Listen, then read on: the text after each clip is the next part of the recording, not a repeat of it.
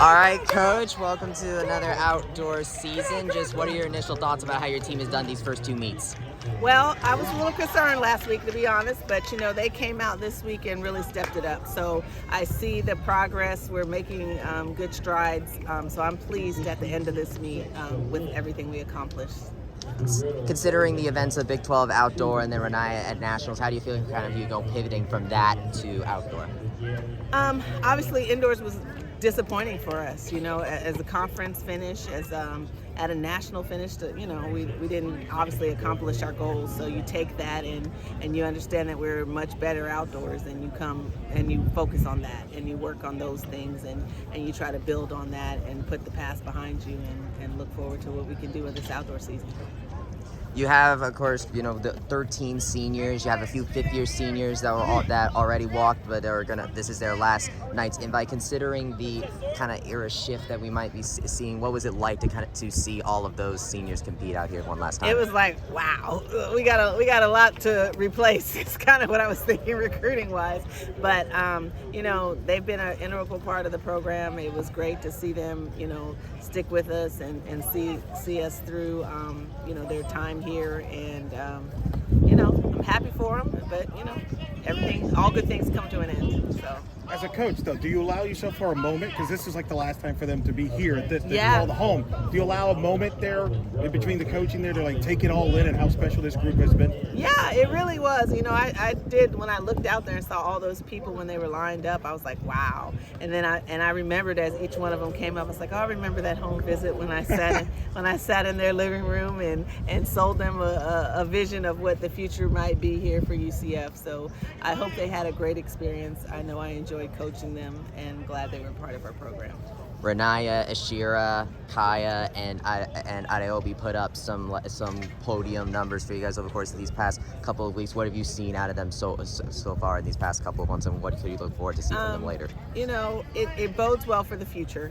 We definitely are at a further along place than we were a year ago, and I know how that season ended. So I look forward to what might come.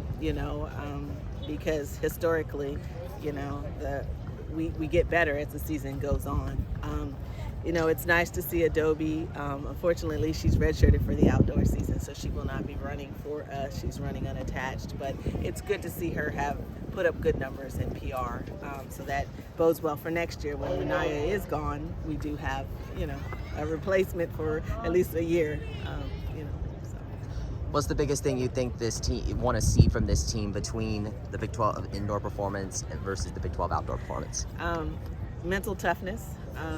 I want them to understand what's at stake. I don't think we ran bad indoors. I just think other people ran better, and so we have to be prepared for whatever it takes to make the final. When I really had to step back and look, I was like, they ran well. It just wasn't good enough on that day. So, we just have to be prepared for that anything could happen, and you might have to run out of your mind just to make the final at the Big 12 championship. So we will be working on that, and just having the right mentality and being prepared. I think it was an eye-opener for a lot of them that went to the Big 12. That was like, whoa, it's like, yeah, there's no soft event, there's no coasting into any finals. You're gonna have to earn everything.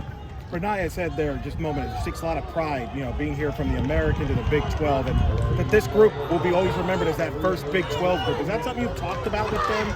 That's going to be documented like 10, 20 years from now. This is the first Big 12 team. Yeah, I'm glad that Renaya and Kaya and them are here, and I'm glad she decided to come back, because I wanted her to be with us in that inaugural Big 12 year to kind of finish the foundation that she laid, taking this, stepping into this program, 5 years ago or 6 years ago, and watching us culminate to a bigger conference. And so I hope she can go out on top outdoors. That would be a tremendous feat for her, for the program, and it would be fitting for the Queen to end her career that way. You've coached in the Big 12 before coming over here, but it's been a hot minute since you coached in that conference. What was it like to kind of go back and see those Big 12 schools compete after? I mean, it was fun. I mean, a lot, I know it's been the same coaches forever. So from my first time in the Big 12, there's some new things, but it's definitely changed. The energy was much higher.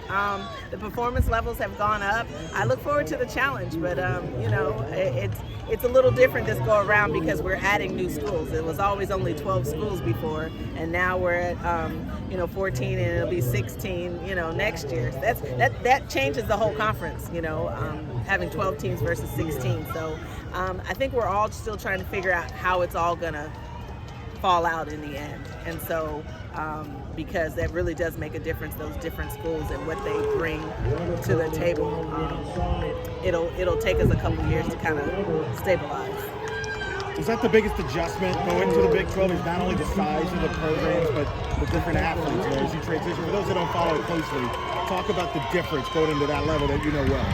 I think that it's just there's so many more programs, and a lot of those programs, especially on the distance side, are nationally ranked programs.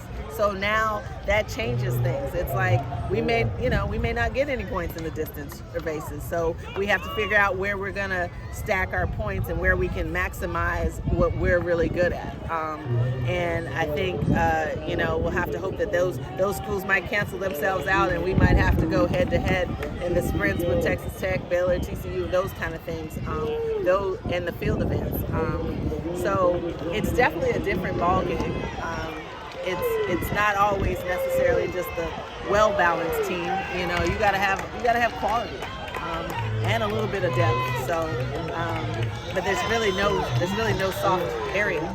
So you gotta be ready. Some great performances this week. In what ways do you think you could build off this weekend going into the next week? Well, I think everyone who competed today will leave here with some level of confidence. And I always believe that confidence is huge and a big part of performing to the level that you want to perform. So it was a great meet. The weather actually held up for us and turned out great. So we had some great performances, and now we can go to Florida Relays with a little bit of confidence and knowing where we are and what we're capable of doing. And we're just going to keep talking about building each meet as a building block for the next thing, for the culmination, which is Big 12. And we want to redeem ourselves, from the indoor showing. So. What's the biggest thing that Night Nation and the track and field world should know about this team? Whew, what is it? We still got a lot of fight in us, We've had a lot of injuries indoor. It was a rough indoor. It's probably one of the worst indoors I've had in terms of just injuries and just people not being able to line up and compete. And, so we don't have the depth that we used to have, but the people that we do have, they're quality people, and they're going to step up, and we're gonna be a much better team outdoors. Yeah, well, best of luck with this outdoor season, Coach. Thank you. Thank you, All Coach. right.